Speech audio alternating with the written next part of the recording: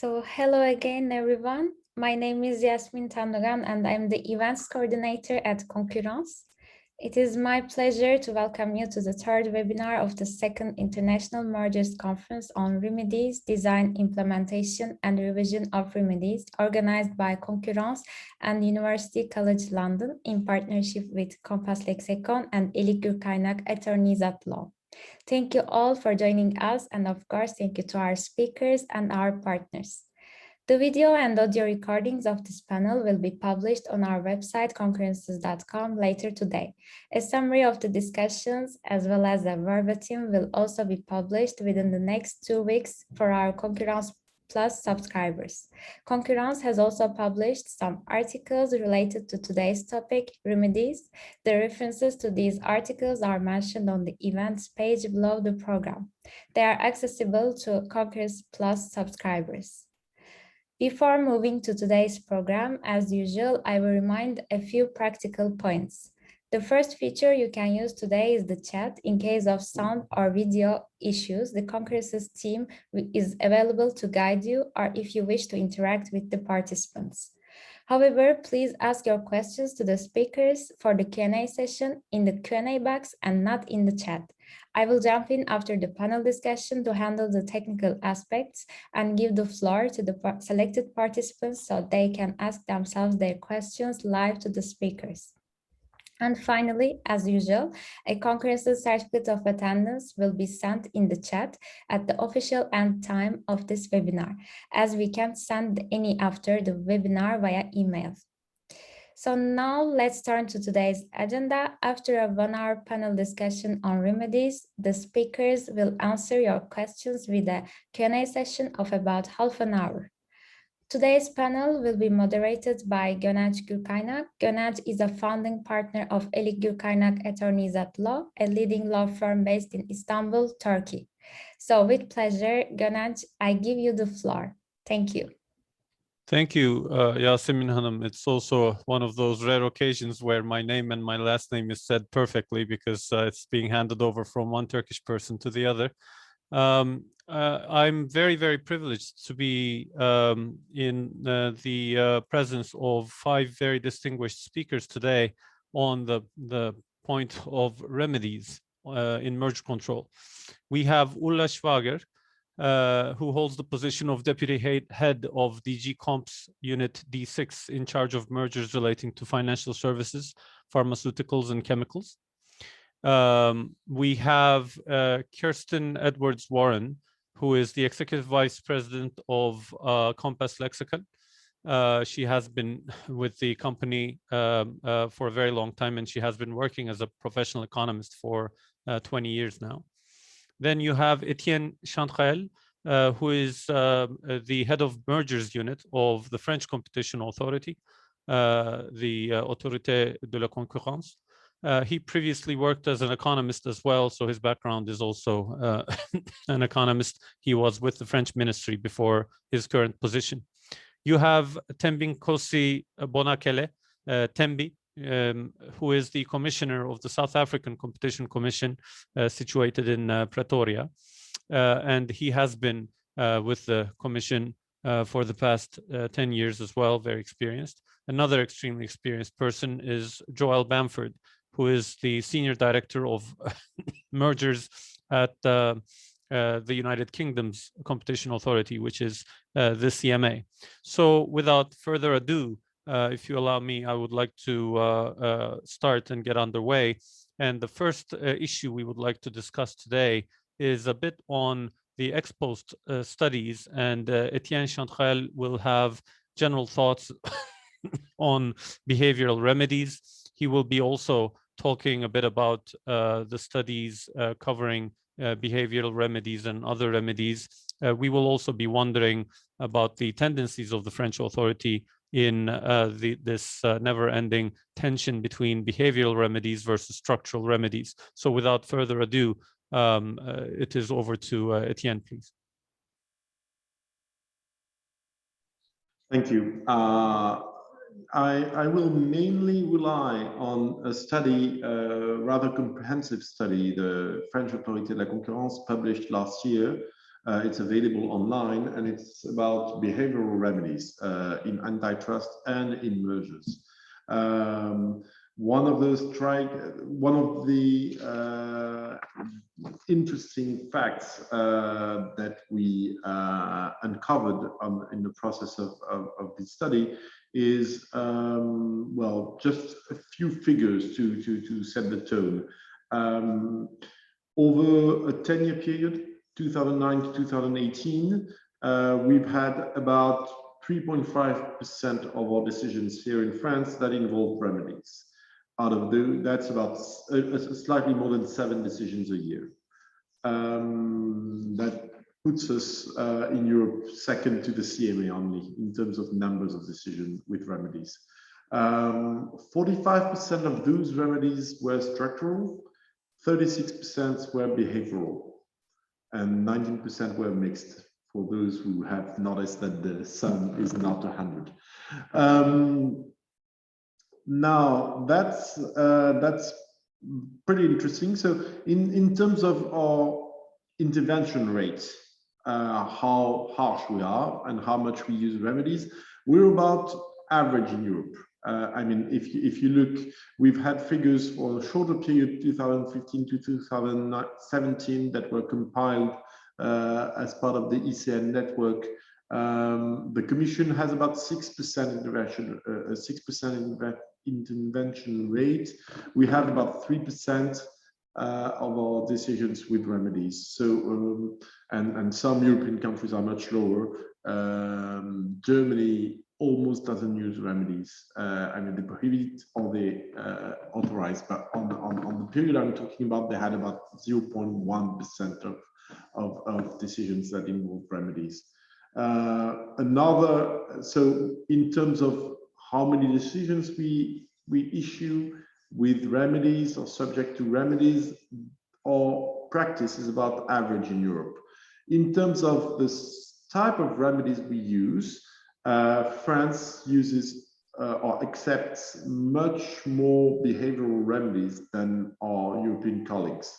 As I said earlier, we have about 36% behavioral remedies among the decisions with remedies. This percentage is 20% for the Commission, 16% for the CMA, and almost 0 for Germany. So there's a stark contrast here. So maybe a few comments on that, a few examples, and then I think I'll leave the floor to Joel, who wanted to deal with ex post studies that the CMA has published. First, a couple comments. First of all, it's not always that easy to define what's a structural remedy and what's a behavioral remedy if you look closely into detail. My favorite example is in the agricultural sector, a remedy that involved a stark change in the way our agricultural cooperatives work. We've had a case where that change, it was a change in the obligations of the members of the cooperative. In one of our cases, that change was just a change made in the rule, the internal rule of the cooperative, period. And that's been considered as a structural remedy. In another case, it was the same change, but we monitor it for 5 years. So we asked them to change the internal rules, and then we asked that for 5 years, they send us the rules every year. And in that second case, because there's a time limit in the verification, some commentators have considered that this is a behavioral remedy. This is the same remedy. So it's not always that easy to do a contrast, but still, we all know the basic differences between behavioral and structural, and we're going to talk about it later. Behavioral remedies are more flexible. They can also be much more complex. And in a few cases we've had in France, this complexity has reached a high degree, particularly in the media industry. We've had a couple cases where behavioral remedies were very numerous, difficult to monitor, and have proved cumbersome, to be honest. Second, of course, there's the problem of the duration of the remedies. In some cases, it's easy to devise a proper duration. For example, in utilities, we've had remedies that are for the duration of the contract. Basically, for example, we have a case with an airport. The remedy was just as long as for the duration of the public contract, not the airport. So that's easy, even if it was long, 38 years. But at least there was a defined limit that had a sense. I mean, it was for duration of the contract. Traditionally, people also consider that behavioral remedies, because they're more complex, are more difficult to monitor. Well, of course, because they're longer, they're costly to monitor, that's for sure. But I would like to strike the point that obviously infringement cases are not that numerous. In France, we've had 5 infringement cases that went all the way to the end. 4 of them were for behavioral remedies, but 1 of them was for structural remedies. And it was the last one we had 2 years ago. It involved Fnac Darty, a French retailer in the markets mainly of electronic products, and it was not a small case. They got a 20 million euros fine, so it was not a small infringement.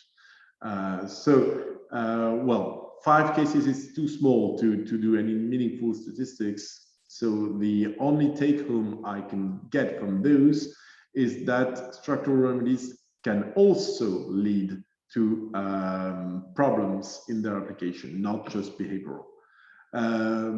Let me just conclude for that point before I leave the floor to Joel. In all merger control guidelines in France, we do we express a preference for structural remedies. So in that sense, we're not different from our colleagues. As I said, we've had a history of accepting more behavioral remedies, but even then, there's still a minority in France, and we still have, particularly for horizontal cases, a preference expressed in our guidelines for structural remedies.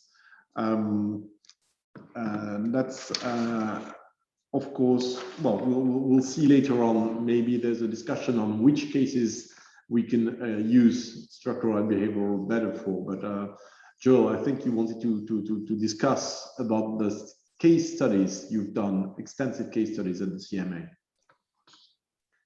Thank you, Etienne, and thank you to Concurrence for having me today. I guess the UK has a pretty strong history of ex post review and regularly reviews previous merger remedies through, as you say, case studies. And our last publication was in 2019. I mean, first, let me say that evaluating the impact and delivery of these kinds of interventions is an important, but I would probably say often overlooked aspect of public policy. Evaluations help policymakers and agencies in particular understand what worked well and what has been less successful. They provide the basis for continuous improvement and can drive legislative reform and policy development, as well as, of course, informing future interventions. I mean, the UK case studies in particular have highlighted some pretty important lessons for mergers remedies policy.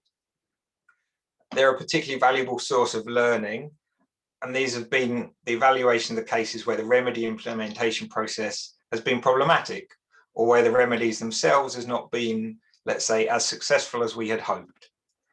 The key learnings from the programme of work to date are not rocket science, but it's important to keep them at the forefront of our minds when we're going through the remedies process on any case. Firstly, the need to put addressing likely consumer harm from problematic mergers at the forefront of decisions about merger remedies. As I say, that's kind of, apple and pie, but it's a pretty basic thing. And I think where the CMA accepts a risk that a remedy may not be fully effective in doing so, this risk is ultimately borne by consumers, and that should be at the forefront of our mind.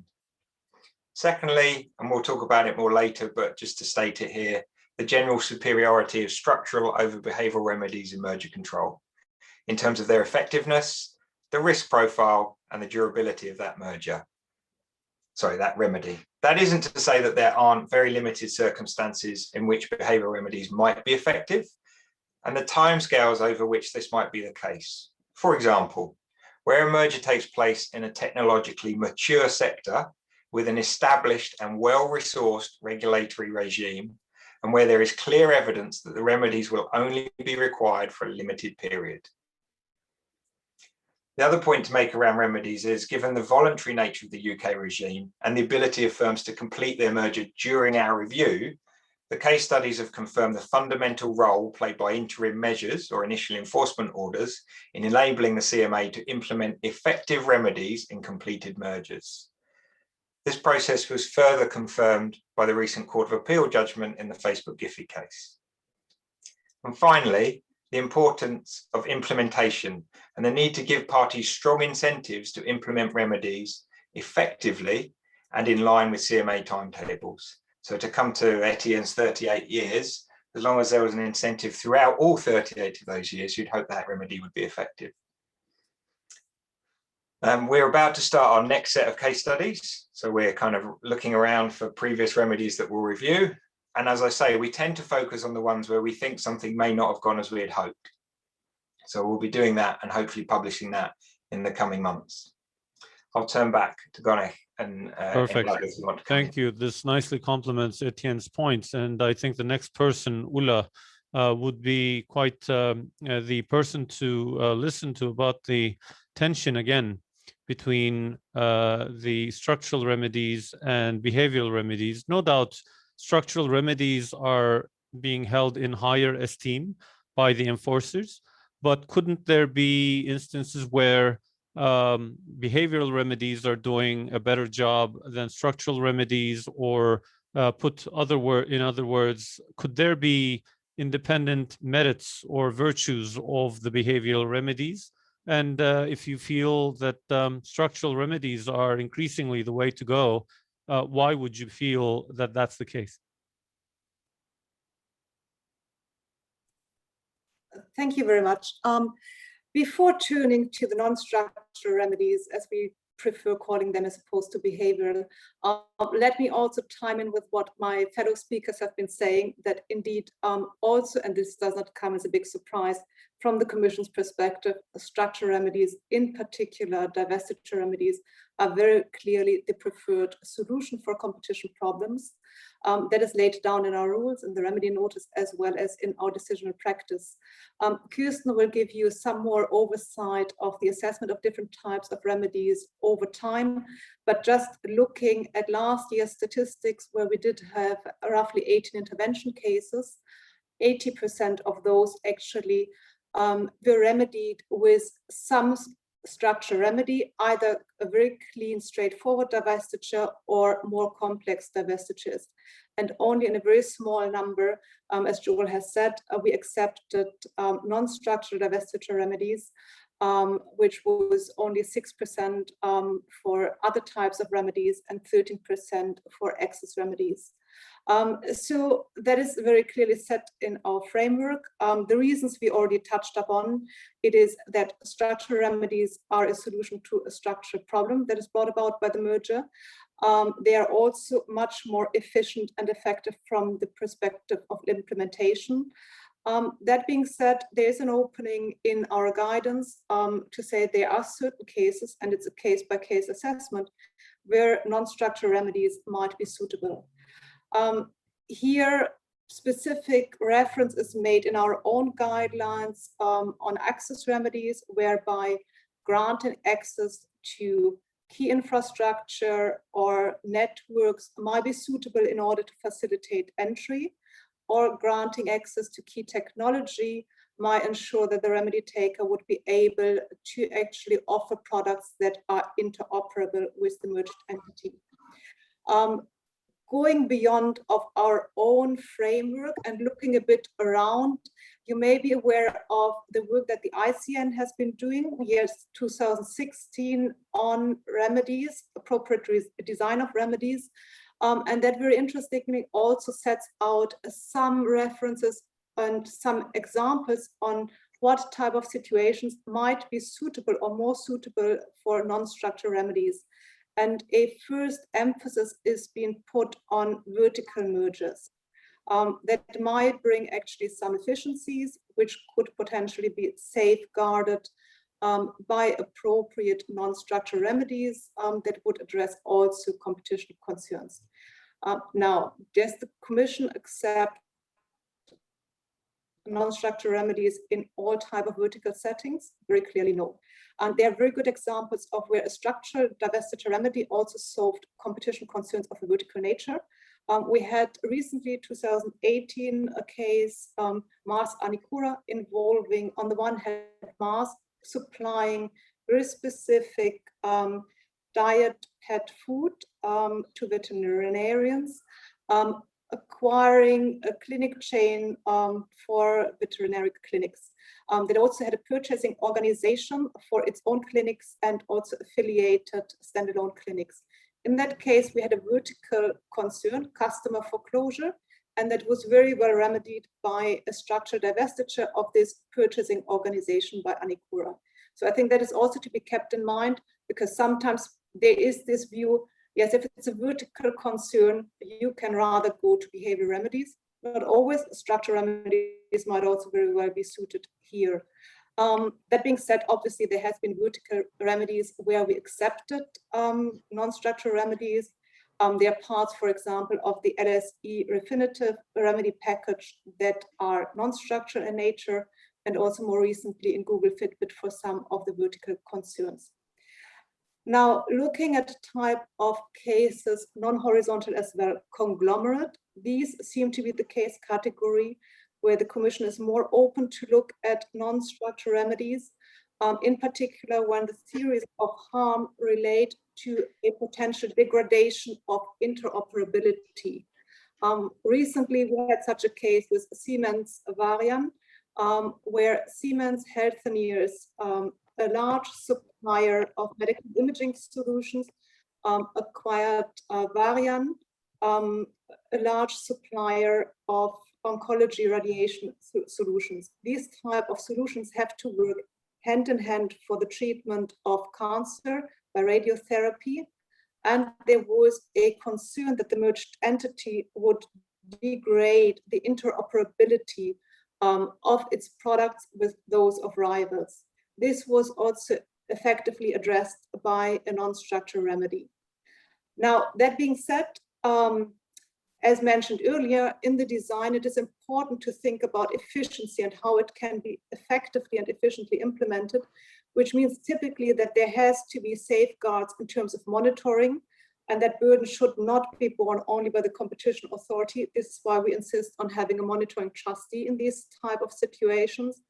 Also, there has to be a mechanism that allows for fast resolution of potential conflicts included in the remedies.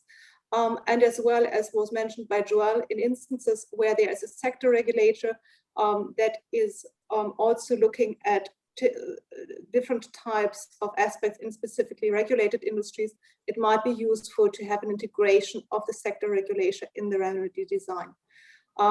Again, I mean, like, these are safeguards that are being put in place. Do they always work? Does it always mean the competition authority does not have additional burden with these type of remedies? No, I mean, looking at, for example, some of the examples that we have, it involves quite a lot of monitoring and workload still in the implementation phase that has to be taken into account when deciding to go the route for a non-structural divestiture remedy. And with that, I hand back, I think, now to Kirsten. Yes. Thank you. Now, Kirsten, of course, Ulla has already created a very efficient segue into what you will be saying, but we will also hope to hear about the distinguishing factors between different types of remedies, the prevalence of certain types of remedies, and we believe you have a couple of slides to show about a study as well. So the floor is yours. Thank you. I'm in an unusual position today because it's usually Ulla that's checking my facts, but today I'm very happy that I'm presenting some facts that support exactly what Ulla has just said.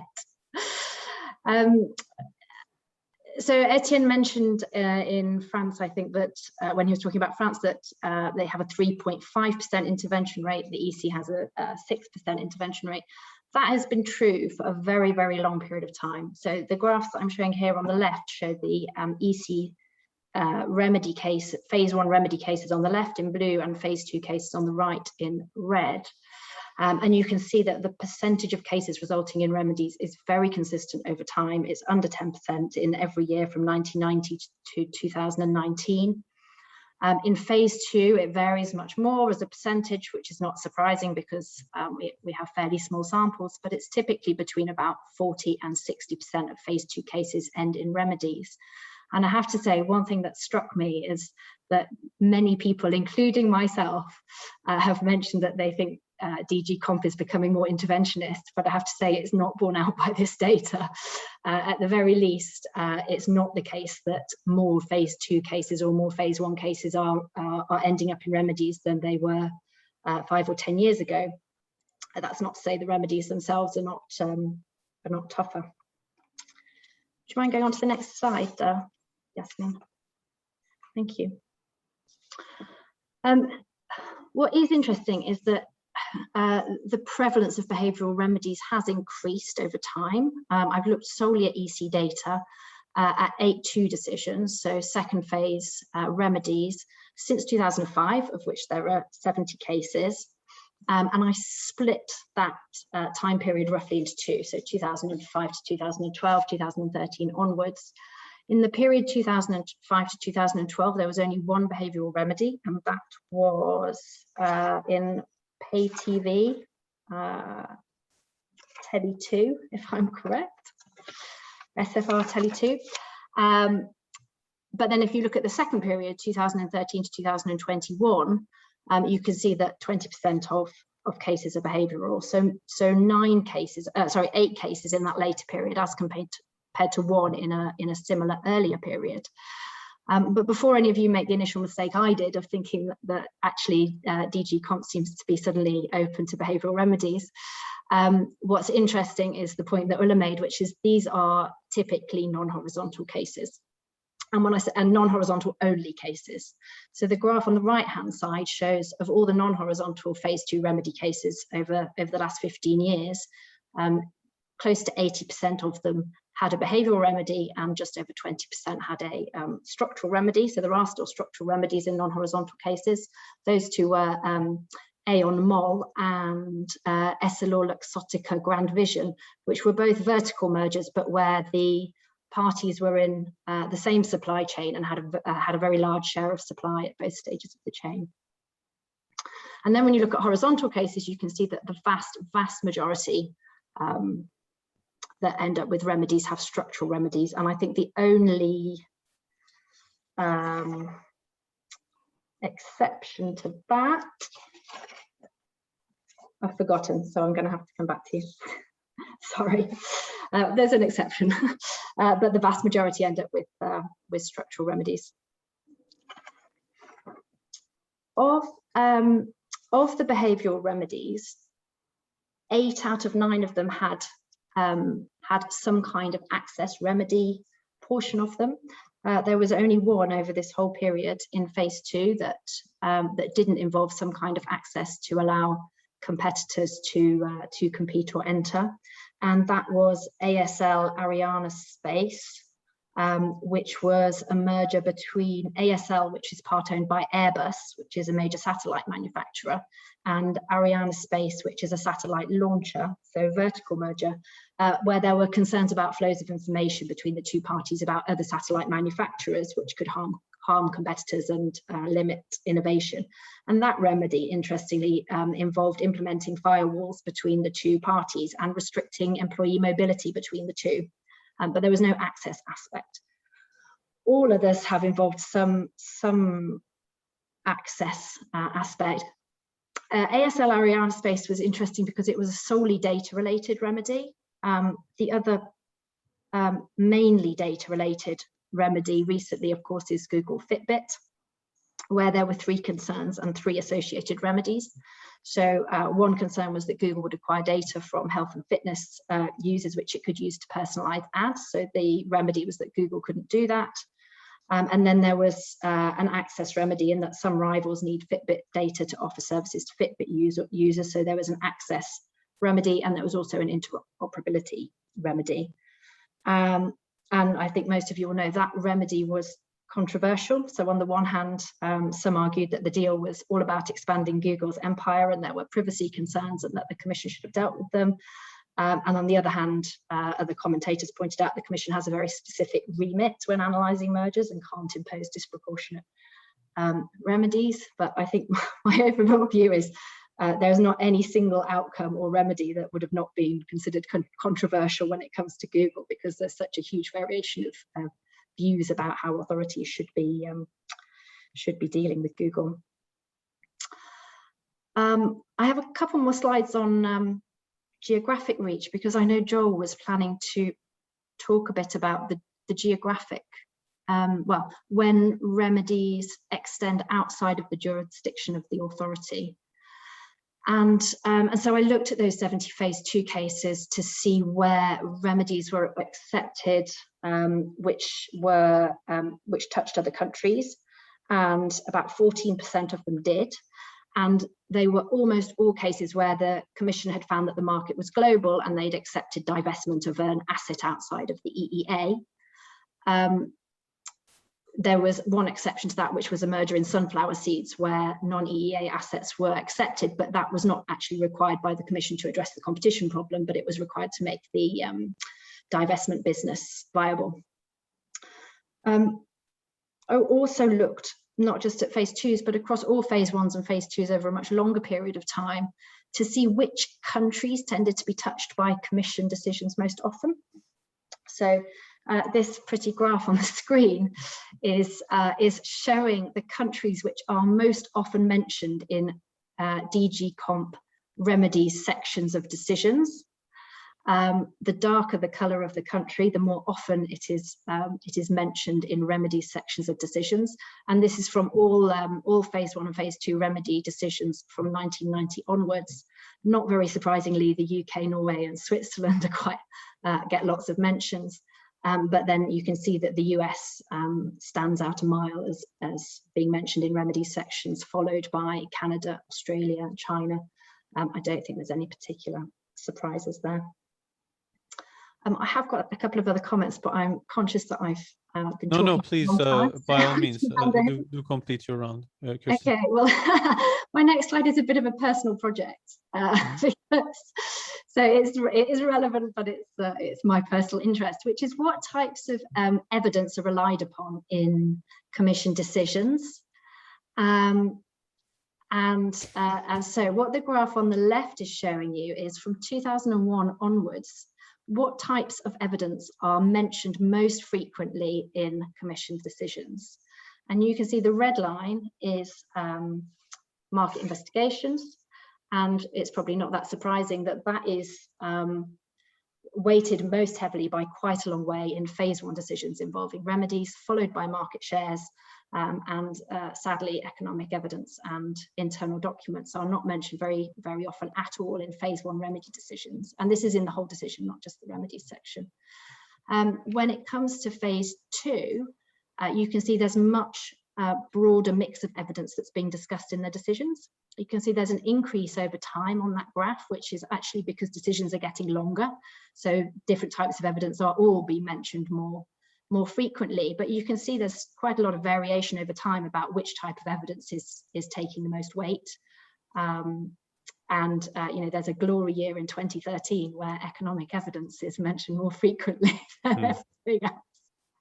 But sadly, that's a peak, not a trend.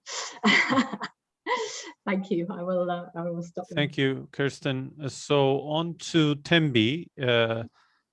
South Africa is a critical and interesting regime when, especially when discussing merger control matters, because very typically, very frequently, we hear about remedies that are proposed and accepted for South Africa that wouldn't directly fall in the narrowest description of the prime objectives of competition law. So things that look more like public policy preferences or public interest preferences of the authority, which then makes us ask Tembi what his thoughts on the prime objective of competition law are. How did the South African authority evolve into its current trends and habits of asking for remedies that do not directly fall into the gambit of maximizing welfare in the narrowest sense, but rather going after general economic growth and well-being? Thank you very much. And firstly, let me really express my gratitude for being invited to this conference and this great panel. I think it's appropriate to start with what the prime objectives of competition law is before commenting on the proper limits of major remedies. Although competition law may have, modern competition law that is, may have originated from Western civilizations 100 or just over 100 years from now, there is plenty of evidence to suggest that the law has evolved both in substance and in form over the years. It's grappling with new realities and new threats. Just last month, Concurrence itself launched a book on environmental sustainability and competition, which tells us that there are people who are concerned about the role that competition can play in promoting social ideas beyond the traditional competition objectives of consumer welfare or market efficiency. I think this alignment of present day priorities with existing norms is completely appropriate and should be encouraged across all disciplines, not just competition law.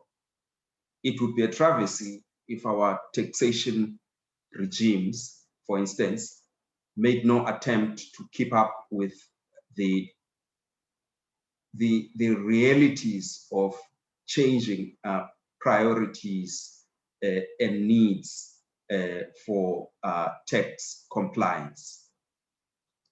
Just how much competition law has evolved from its founding depends on each jurisdiction.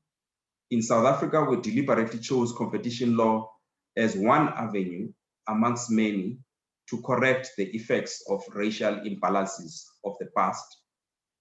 It is well documented by now that this racial imbalance translated into economic imbalances, which left the vast majority of South Africans excluded from participating meaningfully in their economy. This is not to say that competition law didn't exist in South Africa before the end of apartheid. In fact, it can be traced back to 1955. However, none of these laws managed to achieve even the most traditional competition outcomes for the majority of South African people. So in other words, competition law existed during apartheid, but it didn't open up the economy for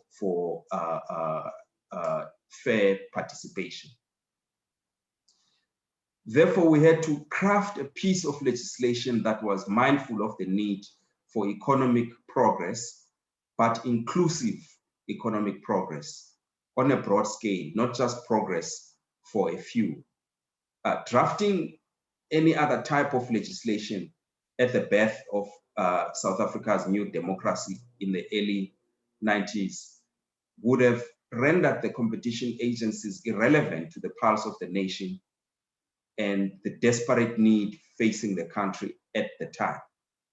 This is the reason why we included public interest factors such as employment, which you mentioned in your opening, when assessing the impact of measures in a market. And our evolution has not stopped there. In South Africa, we have seen that an effective competition agency can be a tool for meaningful economic change in society. I can cite an example where we tackled excessive pricing during COVID-19 for essential items. And many jurisdictions found that they were hopeless in terms of their laws in responding to these questions. In South Africa, we were able to intervene using competition law successfully before our courts. Our decisions on employment issues and matters have caused firms to find ways to retain or upskill employees who may be out of work once a measure is implemented. And similarly, our findings on Black economic empowerment factors that have been recently strengthened in the Competition Act help to make firms be more mindful of the need to broaden economic participation. In fact, in these recent amendments, we have seen that the South African policymakers have been emboldened by the success of the competition authorities in this regard. And I'll give you just one example of the evolution of policy and the link between policy and competition law. In South Africa, because of exclusion in the economy, it is a policy of the South African government that competition law must address the issue of participation of small and medium enterprises. In classic competition law, we hear that competition law is about protecting a competitive process rather than competitors themselves. But South Africa has a deliberate policy to promote small and medium enterprises as competitors of the future. In other words, we've taken it upon ourselves to create competitors. Protection maybe is extreme, but there are deliberate policies, including competition policies, that are directed at assisting small players to participate in the economy. A quick example, when Walmart entered the South African market, there was a concern that the local suppliers, South African suppliers, most of whom were small and medium enterprises, would be displaced by the global value chains of Walmart. And there was a condition imposed by competition authorities that Walmart will assist through various schemes that were ordered as part of the condition for approving the measure, will assist the local suppliers to get into the Walmart value chain. And as it turned out, they not only are supplying Walmart in South Africa, but have been able to access the global value chain that are available through that platform. So I want to conclude by saying that competition laws are very context specific. And in this regard, Professor Eleanor Fox has been a strong supporter over the years of the need for nations to develop competition law in a way that addresses their prevailing economic priorities at any point in time. So in her article, Equality, Discrimination and Competition Laws, Lessons from and for South Africa and Indonesia, written in the year 2000, she opines that the experience of mature market economies is highly useful, but may not be wholly transferable. Whilst the American determination not to mix equality with efficiency may work for the United States in year 2000, it may not be an obvious truth for the world. Thanks very much. Thank you. This is very, very interesting. Obviously, this is also inviting the quintessential question that anyone who has given some thought to the idea of prime objective of competition law would ask, which is that are you able, is anyone able to equally efficiently target more than one policy goals with competition law, or would you be losing your ability to go after the prime objective of competition law, the more you try to introduce new goals. So are you diluting, or when I say you, I don't mean Tembi or the South African authority, but rather, can you be running after fight with inflation and protect the small businesses, at the same time create competitors, but never give up on economic efficiency goals, kind of a mush, or do you have to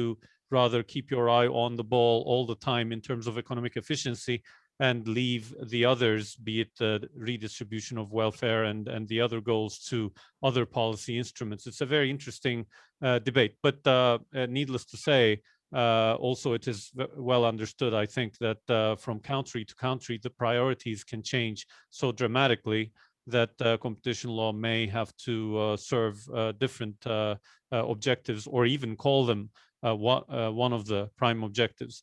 This also allows us to discuss a point that is raised by some of the audience, where they bring in COVID and the COVID impact into what we are discussing now. Again, much like it's a living organism, the competition laws are also impacted by by the circumstances surrounding the world. So it's not only a matter of the Turkish economic priorities against the South African economic priorities, against that of the EU, molding it differently at the same point in time, but also the world is sometimes subjected to such a strain that we all have to collectively think about whether what we are saying is impacted by those strains. And the two questions I can observe are coming exactly from that angle, saying now perhaps there was some form of a balance between behavioral remedies and structural remedies, where structural remedies are gaining credibility. But would you say that that has hastened or that is even further amplified in favor of the structural remedies? Because in the COVID environment, running after the behavioral remedies, making sure that the behavioral remedies are being followed properly, is even more difficult. Or what kinds of impacts would you think of in terms of the COVID impact? I'd like to ask this to Ulla, if she would oblige, whether she feels that the overall COVID circumstances of remotely working, it being more difficult to be on the field, it being more difficult to extract market data, all of these, whether these are playing into the balance between structural remedies and behavioral remedies. Sure, very happy to do so.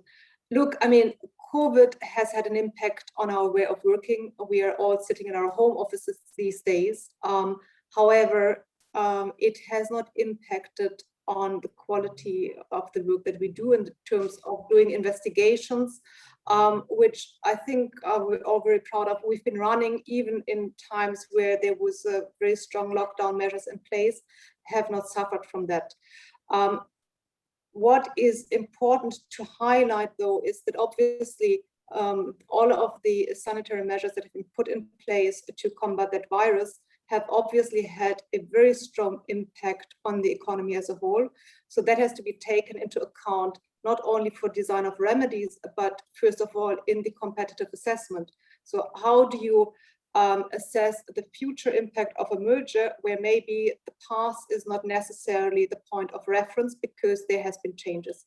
Also to be taken into account that the impact of COVID measures has not been the same on different industry sectors. While there have been winners in this crisis, there's been a lot of companies that have suffered very strongly. So I think that is something that has been assessed in the competitive assessment. Now, does it have an influence on the type of remedies that the Commission has been accepting through the COVID crisis? I would not say so. The standard is still that the remedy has to be effective. And again, for horizontal overlap cases, we consider that structural divestiture remedies are the most suitable.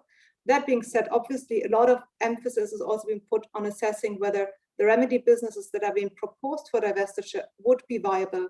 And there, the impact of COVID might be relevant to take a look at. Also, particularly care has to be given to obligations in an interim period to ensure that in these times that are difficult for companies, in the interim period, a divestment business is getting sufficient support from the merged entity to be actually sold as a viable business going forward. So I think these are aspects that we have been looking at quite carefully, but from my perspective, it has not had an impact on the question what type of remedies are suitable to address a competition concern.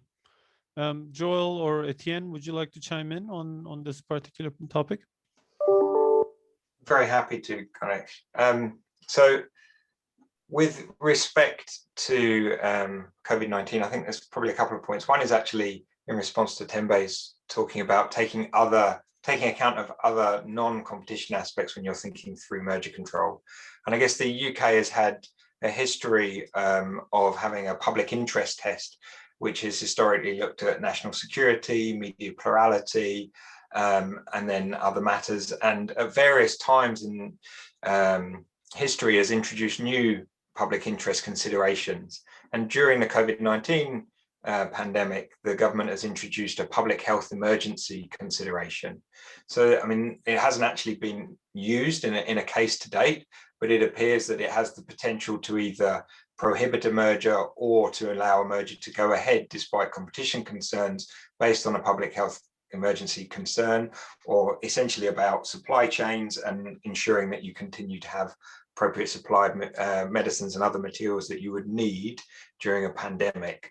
And so I think that separation has been something that the UK has had for a number of years and was reconfirmed when the CMA was formed and the legislation was updated.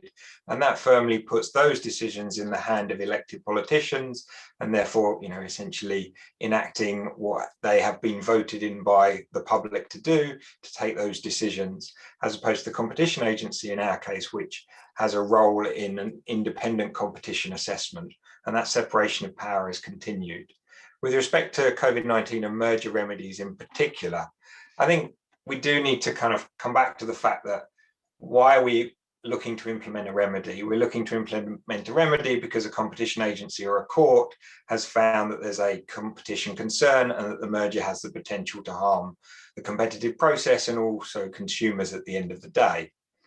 In that context, when you're looking at what the remedy should be, I don't think the fact that, you know, we have been operating in COVID and COVID may exist, you know, for a longer period would change the fact that the merger itself is a structural change to the market.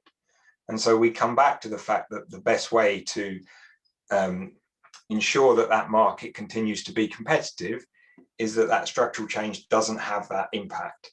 And therefore you come back to the idea that a structural remedy is the first place to start. I mean, essentially, the most extreme version of a structural remedy is prohibiting the merger, or in the case of a completed merger with the UK voluntary regime, unwinding that merger.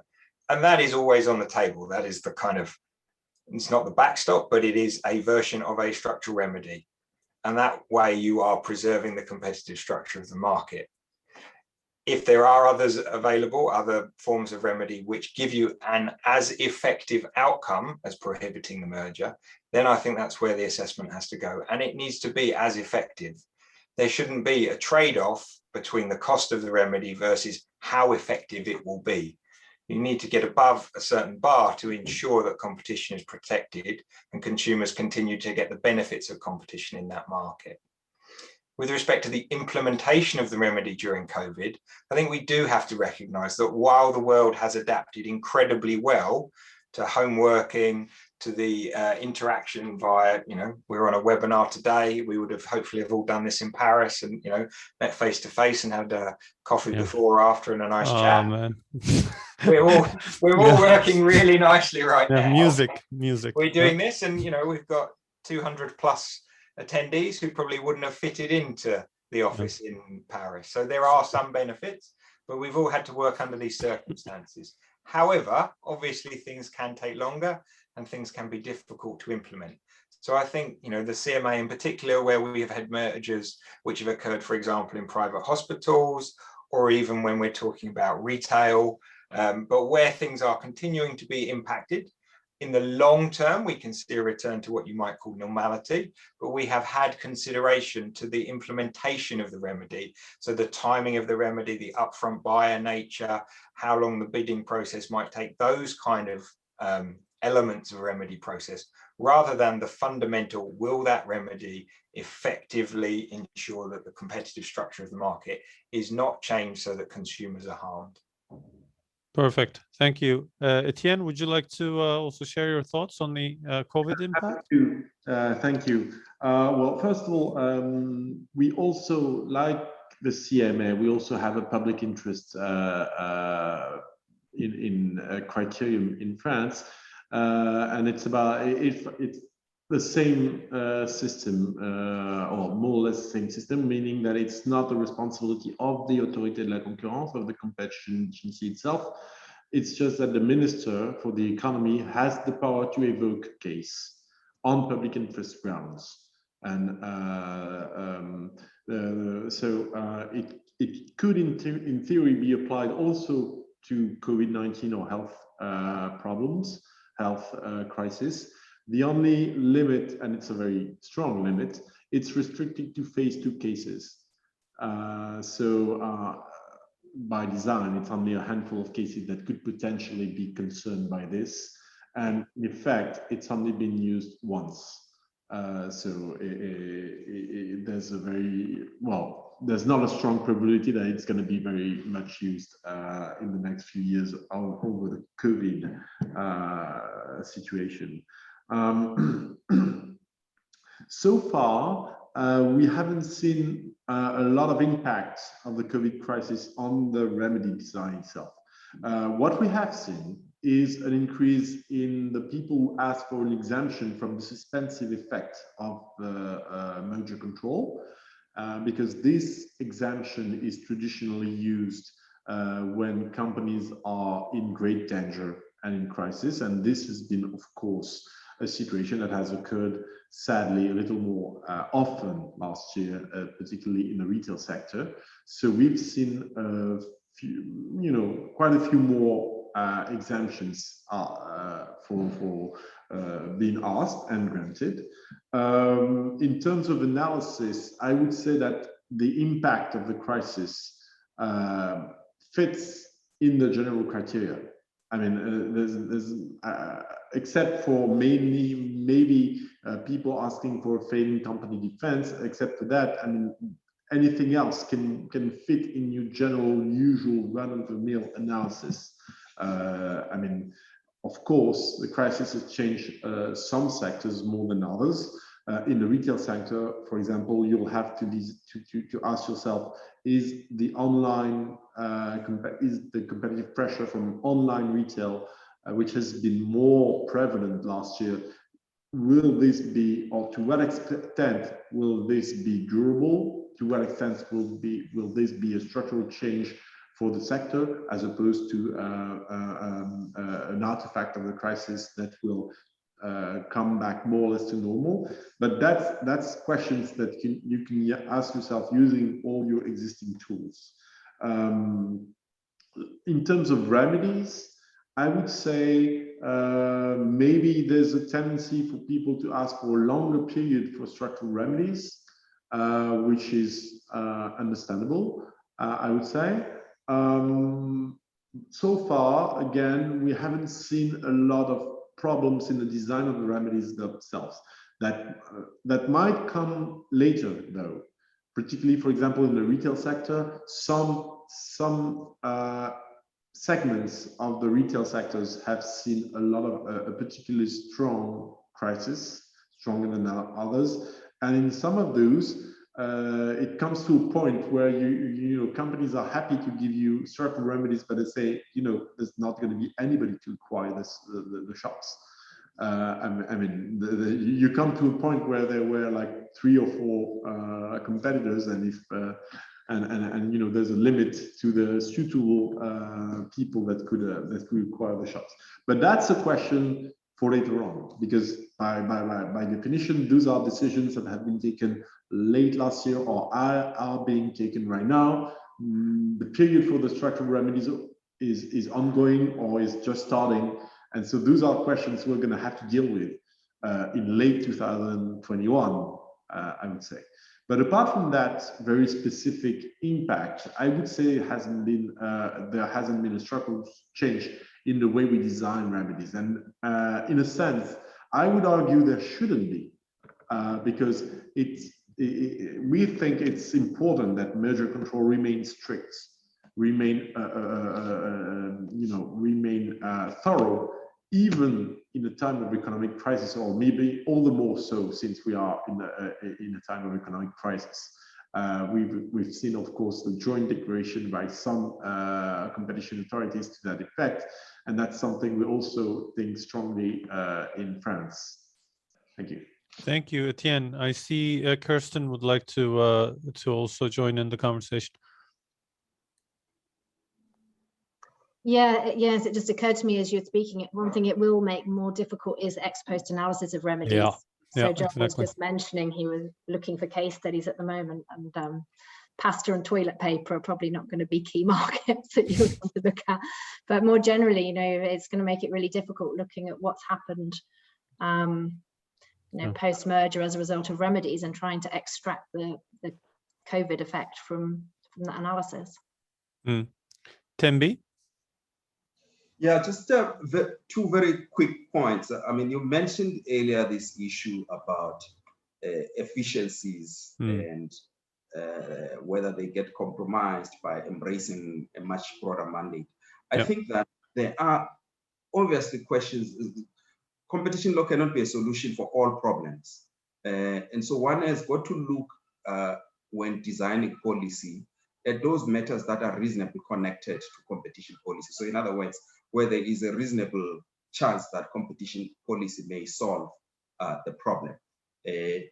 Cooperation, for example, around emission standards may be something that you may relax, so that people, you relax your competition law so that people could coordinate and work better. And sometimes you could allow measures you otherwise would not have allowed, because lessen the negative impact on environment. And, you know, in South Africa, we care about emissions, but we also care about employment. I would say equally so, even. So the trade-offs, I think, are something that are inherent in any social policy. But I absolutely take your point. I think one has got to be sensible about it. And the last point I want to make is this, that I had expected that there were going to be a lot of measures and consolidation post-COVID. And I must say that I haven't seen a lot of that. I thought we were going to be under pressure to approve measures we shouldn't have approved. I'm seeing less and less of that. And probably that's good, but this is what I'm seeing. I'm seeing a lot more calls for cooperation and things like that, joint ventures. Healthcare, I think, is a good example. Here we got hospital groups wanting to coordinate bed capacity, and the Minister of Health saying, you know, I want to determine and fix a price for all private healthcare beds that I need for COVID-19. And the banks also coming saying, we want to give a break to consumers, but we'll do it jointly. There's no point in competing about it. And so we've seen a lot of those things, and I think they are better. So it is better to grant them these sort of exemptions, and we have that possibility of block exemptions, where we could grant these rather than measures, because the consolidation you get and the change in market structure in measures is permanent. But block exemptions is something that you can lift once you've had a sort of a change in the circumstances. Yeah, thank you. Now on to another question. This is also the question that is voted highest. And it comes from Gustavo Diniz. And I would like to remind everyone that you can ask your questions through the Q&A channel, and you can vote on existing questions if you wanted them to be prioritized. So the question is, how do we view all of this solely from the perspective of enforcement in the merger control sphere vis-a-vis tech companies. The question assumes that tech companies are more susceptible to disrespecting EU behavioral remedies. I don't know if this is right or wrong, but at least one can say that it's more difficult to monitor the behavioral remedies because they're generally very data driven and they require some degree of IT sophistication. So would the panel think that structural remedies would be more appropriate when dealing with big tech firms? Going back to the question asked by Gustavo Diniz, maybe Ulla and then Joel, let's follow that order. Look, I think, again, what I said earlier is also applying here. I mean, we still have to look at what is actually the impact of the merger. What are the theories of harm that we look at? Is it horizontal overlaps? Is it other types of theories of harm? And I mean, recently, as you know, we accepted in Google Fitbit for theories of harm that were not horizontal in nature, non-structural remedies. So does it apply for the future for all types of tech mergers? I would clearly say no, because when it is one case out of many with very specific circumstances and where we have been satisfied that the remedies accepted would be effective. So therefore, I would not want to go down the route to say that this is a blueprint for everything, but at the same point in time, I think the general principles as set out earlier also apply in the tech industry. Yeah. Joel? Yeah, I mean, I think, you know, it's clear that those principles apply across industries. I mean, when you think about where behavioral remedies are most likely to be effective, you know, the studies that we've done and just our general experience is that, you know, it's most likely to be the case where the company already operates in a regulated environment. You know, the CMA, for example, is able to delegate aspects of monitoring to that expert third party. But also, you know, it's pretty unlikely to be possible to design a behavioral remedy that will be effective indefinitely without creating some substantial distortion risk, some market distortion. So it needs to be clear, if you are going to accept a behavioral remedy, that there's some future event which is likely to arise that would remove the need for that remedy. So that kind of shorter defined, well-defined event gives you a period of time to run in with that remedy.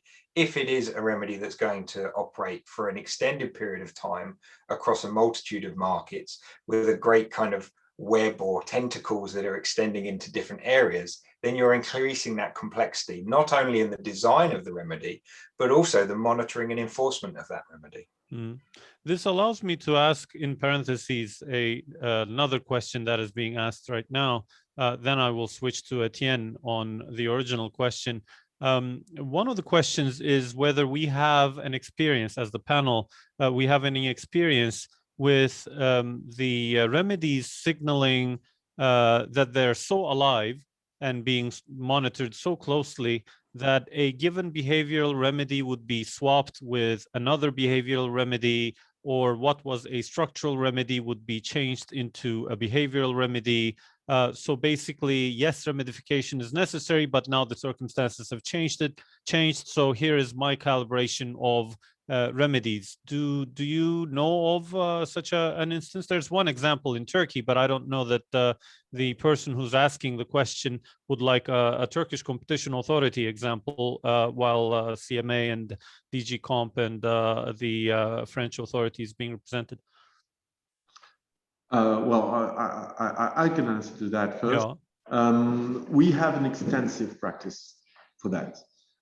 It's actually common practice for us to have an invitation to companies to come with any change they want to the remedies, and of course, and in about over the past, I would say 8 to 10 years, most of our behavioral remedies have involved a given period with the possibility to renew or modify them for a second period. It's usually 5 years, and at the end of the 5 years, it can be renewed once. And they sometimes can be modified. The only limit we have to that is that our appeals court, and that's in our case it's called the Conseil d'État, the Council of State.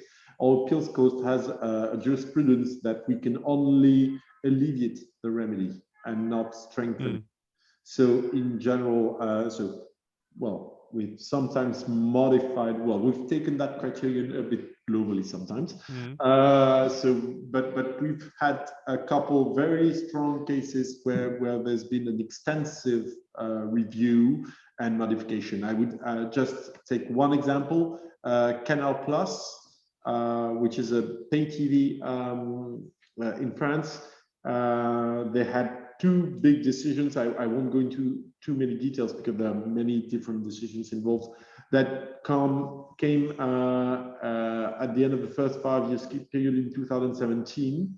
And we actually, in that case, treated the modification as a phase 2. So we did a phase 2 investigation just for the renewal. And at the end, they were some of them were lifted, some of them were maintained, and some of the behavioral remedies were modified. So that's a very big example, but we have a lot of practice on that. It's actually common practice for behavioral remedies. As for the original question about the tech, I would say I'm not sure we could say that there's as the question implies, that there's a biggest tendency from technology companies to disrespect behavioral remedies. It is true that they are often complex, but apart from that, I'm not sure we have any sufficient data yet to say something like that. So like the previous colleagues that have talked about it, I would say the important part is to you keep the original principles of behavioral remedies in mind, and that's it. I mean, they have to be effective. They have to be. You have to be able to monitor them. But apart from that, I don't think there would be a specificity of the digital sector. Maybe the only specificity is that those cases, at least the most recent ones, have often been conglomerate mergers or vertical measures. And as we've seen from the data, and Kirsten's slides were very conclusive, of course, vertical and conglomerate mergers are more prone to behavioral remedies. But that's about the only thing I would say that's specific to the sector. Yeah. Kirsten, now, of course, this topic, as I think you may want to also contribute about the tech company angle of it, but also I'm wondering if, in light of the graph that you have shown us, what types of evidences are accepted more and more. And you were saying, well, there is a peak there, but economic evidence has not been trending up. It has been more of a roller coaster. If the approach described by Tembi were to be taken up by more and more competition authorities around the world, would it mean that merger control analysis is becoming less technical and more relying on hunches, and therefore economic evidence would be even less relevant to the analysis because we're no longer focusing on welfare maximization, but we're looking at a broader spectrum of things. We can even maybe heal problems with welfare maximization through promises of creating new jobs and what have you. So if you were to take on both angles, that'd be very kind. That was quite a big question. I think I've got quite a little answer. Sorry. So it's really interesting for me when I look at the figures about economic evidence, because I am obviously only involved in those mergers where economists are involved. So it doesn't feel personally to me like economics is less important. And also from an industry perspective, you know, the industry is growing. All economic consultancies seem to be getting bigger and bigger, and there are more springing off quite a lot. But of course, the number of cases has also grown massively. I think there's when we were doing that analysis and classifying things as economic evidence, we were classifying what we would think of as economic analysis. But where I think economists do an awful lot of work is actually on helping shape the data to get to cases and respond to RFIs, and all of the kind of economic facts and descriptors, as well as the analysis itself, which I didn't class as economic analysis. So I wouldn't say the role of economists is necessarily represented in that graph. I also think that the decisions probably reflect the extent to which the Commission takes into account economic analysis, as opposed to when it's necessarily submitted. Will things change if competition authorities take on a wider remit? I think it will just involve different types of analysis and thinking. So, for example, there's a lot of economists do a lot of work around thinking about sustainability and how to value sustainability. There's some really interesting ways of trying to work out how consumers value sustainability and how they value fair trade products, for example. So I suspect there will just be a difference in the things that we look at, rather than a reduction. Tembi, both on the question of tech companies and how you view the approach that should be taken about the tech companies when it comes to behavioral versus structural.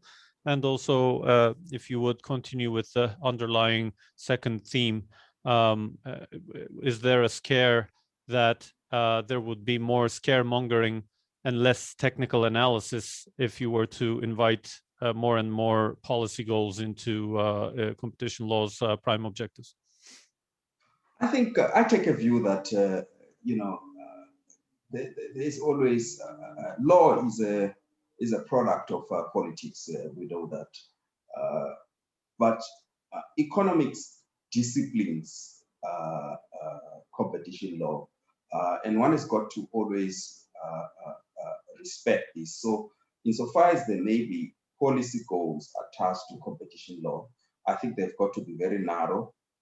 They've got to be well defined, such as you have exemptions where ministers can come in on public interest issues. So I think I'm comfortable with a clearly defined scope. By saying so, I'm not saying they are not important, but perhaps there could be other instruments that could be utilized. But all I'm saying is that you can't, because of the difficulties in integrating competition law and other policies, kind of dismiss the need for that. And I think that when one considers other policy instruments, one has got to be very, very careful that you don't kill the goose that lays the golden egg. So the economy must be efficient and must be able to operate for the benefit of consumers. Now, the question I wanted the answer I wanted to give on the tech companies is that they tend to be the impact of these tends to be very similar across jurisdictions, and they present us with an even bigger opportunity for cooperation. I think the area of mergers, we've had a lot of international cooperation, but I think for the tech to overcome the problem you are raising of the technical capacity required to monitor conditions, I think we could do with a lot more cooperation. And here, I think the bigger agencies have a bigger role to play.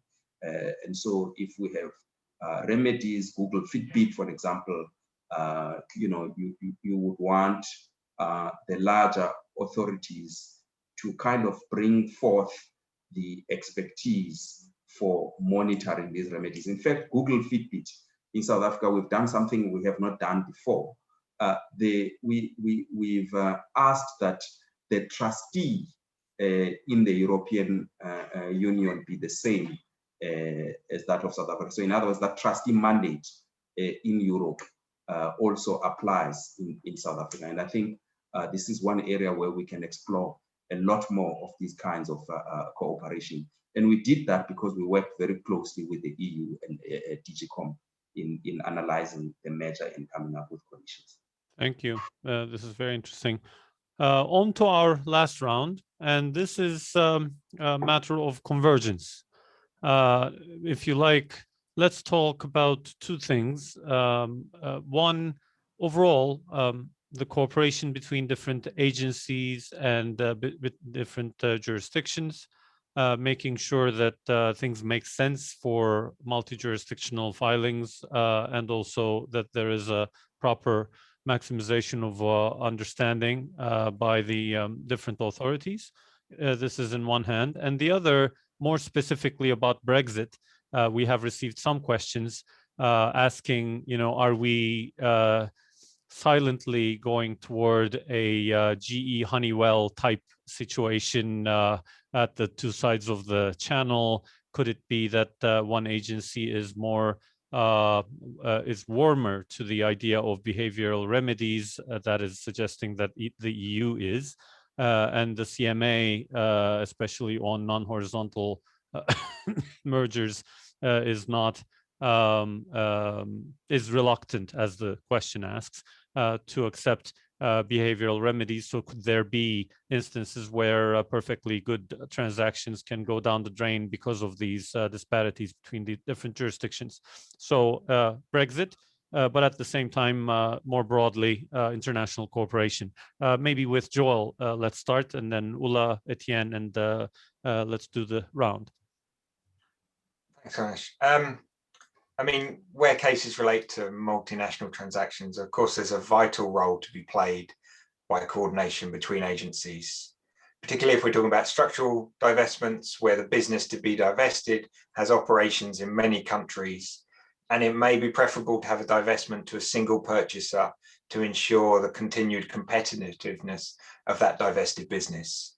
I mean, I think here there's a long history of agencies communicating and coordinating. And to enable this coordination, businesses and advisors need to play their part, being open and straightforward with each and every agency. Having said that, while coordination is of course preferable and alignment is a noble goal, we do of course have to be aware that the competition findings in each country can differ, and perfect alignment is not always possible.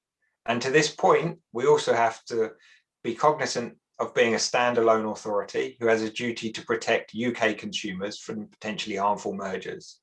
And so alignment does not necessarily translate in all circumstances to the same outcome. I mean, one of the key points of coordination is on timing, where given the different laws and processes in each country or each jurisdiction, there's a real need to try to be as flexible as possible in our approach, and also ensure we're all working from the same song sheet in terms of information coming from businesses. To this end, one proactive step the CMA has taken is to update our procedural guidance at the end of 2020 to ensure we captured the incremental changes to our approach over the last few years, and to have guidance which reflected the world of 2021 and beyond, including, of course, Brexit. The new guidance reflects the inherent flexibility in the UK system and how we can ensure we're not out of step with other agencies. And to use a commonly used phrase, we're at the table at key points in global investigations. On aligning of timings of reviews across the globe, there are already a number of process steps we've taken and can expand upon, such as fast tracking a case to an in-depth investigation, other elements of removing procedural steps with the consent of the parties to ensure an efficient process and align timings on discussions, such as the remedies we're talking about today. We're also willing to involve our decision maker, whether that's in our first phase or whether that's in our more intense second phase, earlier in those discussions of remedies. And actually, you can see some of these alignments already taking place on transatlantic investigations, because you have to remember the CMA hasn't just been looking at the UK and only within the UK and keeping its borders, and not looking at any transactions that have had a multi-jurisdictional element to it for the last decade or so. I mean, a good recent example is our assessment of the Stryker Wright medical components merger, where we used a variety of procedural variations to enable ourselves and the US FTC to align timings on considerations of divestment in that case. And it's not only about aligning timings, though, as one of the kind of standard practices of international mergers, as you well know, is seeking of waivers from the parties for agencies to share information. I mean, this enables that greater coordination and hopefully streamlines the review for the parties themselves, while not, of course, precluding those agencies from reaching different views. One of the elements that's been discussed around Brexit, and I want to briefly touch on this, is the role of remedies protecting competition in a single country, so the UK is the example here, which may require international assets, let's say. So we've talked about increasing digitization, and that's led to an ever-growing number of companies who operate across the globe without the need to have distinct operations in individual countries. These companies, and of course their customers, benefit from this seamless operation across national borders and the increased scale that can come from being truly global suppliers. This can, of course, however, make it more difficult to find an effective partial divestiture related to a specific geographic region, as compared to a firm, for example, operating a physical presence, a warehouse, a manufacturing facility, and a distinct brand in a single country. In these situations, I think competition agencies need to be sure that the scope of any divestiture remedy, for example, will deliver a business that continues to compete effectively in that country. And this may include additional assets outside of the country in which the competition concern has been found. I mean, the CMA's guidance is pretty clear on this point. It states that the CMA is permitted to impose remedies that extend to a person's conduct outside the UK if that person is UK national, incorporated in the UK, person carrying on business in the UK. And this includes circumstances when that person is sufficiently involved in a business being carried on in the UK despite being based overseas. I think a good recent example in a full phase 2 investigation is the completed acquisition by Viagogo of StubHub.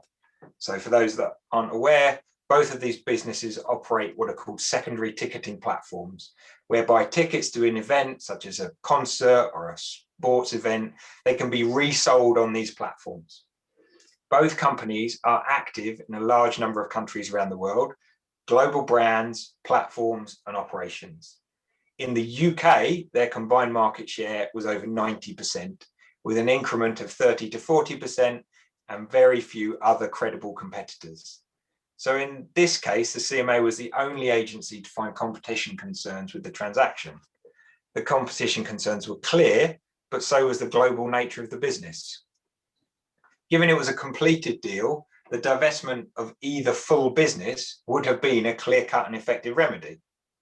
The CMA also explored whether a partial divestiture was possible to resolve our concerns, and found that a divestiture of the StubHub international business, i.e. the UK and all other territories outside of the US, would be effective. That part of the business had a standalone business unit, its own management team and so on, but it still had lots of elements that were tricky. Okay, there were specific risks around the IT platform, branding, profitability, and scale of the divestiture business, and the asset risks of that proposed package. So those risks were mitigated by considering the scope of the divestiture and adding in international assets such that you had everything outside of the US, and a few transitional proposals.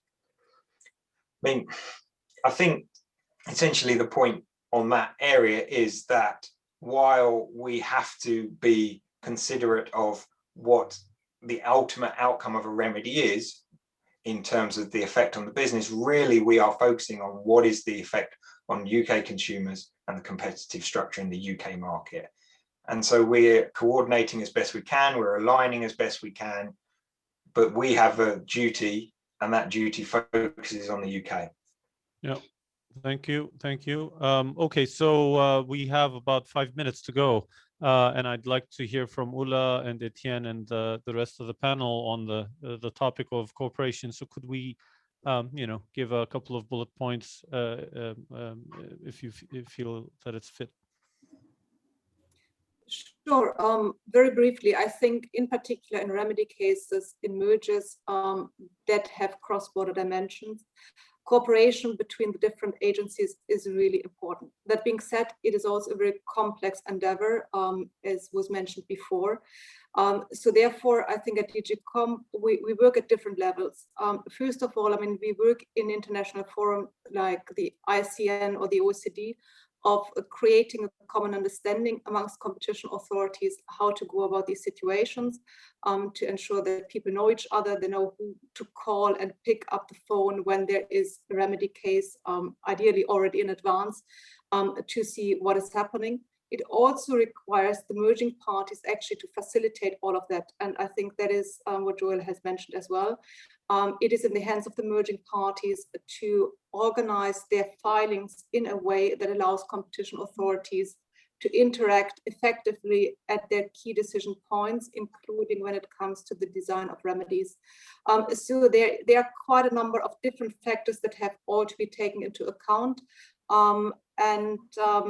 It is worthwhile from the perspective of competition authorities, because this allows to get better outcomes for the cases and to address effectively competition issues in the various jurisdictions. It is worthwhile from the perspective of merging parties, because it allows them to actually propose remedies that are effective, but at the same point in time are not piecemeal and would potentially negate the rationale of a merger. That being said, obviously there are limits to what can be achieved in cooperation, and those limits stem from the different jurisdictional aspects and the legislative frameworks, and what competition authorities are being allowed to do and what their purpose is. Here, obviously, each competition authority has to stick to its own legal framework and comply with their rules. That is clearly also a thing to be taken into account, meaning, for example, the European Commission would not be in a position to address a competition concern specifically in South Africa, where there is a common competition concern as said. I mean, there is a possibility that steps like common monitoring trustee are being implemented, but that all has to work for both agencies involved, and that has to be taken into account. Looking specifically at the relationship between the European Commission and the CMA, obviously we know each other very well. And that stems from years of working together between European Commission and the CMA as a competition authority of a member state. So I think therefore our starting point is one of where we understand each other quite well. And I think that is a good basis for cooperating in future cases in a different setup. And I think therefore I'm quite confident that we will have good cooperation, not only on a higher levels, but also on a case specific level in the future. Thank you. Etienne? Yeah, I'll be very brief because I think I have like 1 minute left. For us, international cooperation, as my colleague said, is very important. We've had a lot of cooperation in the international forums, but also on a bilateral basis, in particular with authorities, agencies like the CMA or the Bundeskartellamt, because we have, shall we say, the same type of constraints. Given the size of our respective economies, we have actually a lot more cases in common with these kind of agencies than we have with the FTC or international other international agencies. So it's even more meaningful for us. And so we have a long tradition of cooperating. In particular, we have a tradition of reflecting together. We've had joint studies with the Bundeskartellamt, and we'll also have extensive discussions with our colleagues at the agencies like the CMA. In terms of cases, like everybody else, we realize the importance of coordination and collaboration, and the limits that are inherent to the legal frameworks. So not much more to add there. Thank you. Tembi, the South African Authority is an authority that other agencies look up to, especially in Africa, elsewhere as well, but especially in Africa. And there's the African Competition Forum. Do you feel that there is growing coordination and convergence in Africa and beyond Africa for the South African agency? Certainly, I think that cooperation is growing within the African continent. We're seeing the practices are much more aligned with us meeting in the context of the African Competition Forum. So I'm very happy about that. I must say in conclusion that I really do think that the smaller jurisdictions cannot on their own deal with these huge multinational measures, particularly in the tech industry. And I know it's a debate for another day, but I think that we need to find global solutions to some of these global problems. Thank you. Kirsten, a practitioner's perspective on convergence and global cooperation issues? Well, I've got mine as 5 minutes. So I think what I'll say is that to be honest, I'm amazed how well cooperation works, given, you know, when you're working on a merger with 10 or more jurisdictions involved, with all the different legal frameworks and timeframes and, you know, different competitive conditions in the countries and different incentives. It's, you know, it's a huge jigsaw to put it all into place. So yes, I'm absolutely sure at some point in time there'll be another big tense case like GE Honeywell, because it's inevitable. But I think we should be happy with how much cooperation there is as well, because it does happen, and it's no small task. And it's when I'm fortunate to be an economist, because I don't have to. Thank you. I don't have to worry about the time. Yeah. So thank you, Kirsten, Ulla, Joel, Etienne, and Tembi for a copious, in-depth analysis of the remedies heading under the merger control bid. We hope that it was worthwhile the time of people attending. I have seen that we have held the number at 220 to 240 for a very long time, and that has to do with the quality of all these interventions, and thank you very much for it. I understand people attending can download their certificates. I am told that it would be a good reminder. And other than that, I'm sure Concurrence will be, as they always do, they will be reaching out about the contents. So over to Yasemin Hanım again. Thank you very much, Gönenç Bey. So thank you to all participants and to our speakers, Joel, Tembinkosi, Etienne, Kirsten, Ulla, and Gönenç, for such an interesting discussion. So the fourth and the final webinar of the International Mergers Conference will be tomorrow, and it will focus on challenges for mergers in the digital economy, with speakers Alexandra Boutin from Positive Competition, Timothy Lamp from Facebook, Martin Pates from University of Mannheim, Pierre Regibo from DigiComp, and the panel will be moderated by Denis Matsari from University College London. So this final panel discussion will be followed by a closing discussion on the role of the courts in merger review with Peter Freeman from UK Competition Appeal Tribunal, Christopher Wajda, former UK Judge, Court of Justice of the EU, and a professor at King's College London. And the discussion will be moderated by Jorge Padilla from Compass Lexecon. This is now the end of this webinar. Thank you very much to the speakers, our partners, Compass Lexecon and ELIG Gürkaynak attorneys at law, and all of you for joining us today. We are going to leave the link for your certificate of attendance again in the chat, as mentioned by Gönenç, for the next 2 minutes. So we hope to welcome you again tomorrow. And if the speakers would like to say their goodbyes, you have the floor. Thank you very much. Thank you. Goodbye. Thank you. Take care. Bye-bye. Bye-bye. Very much. Bye-bye.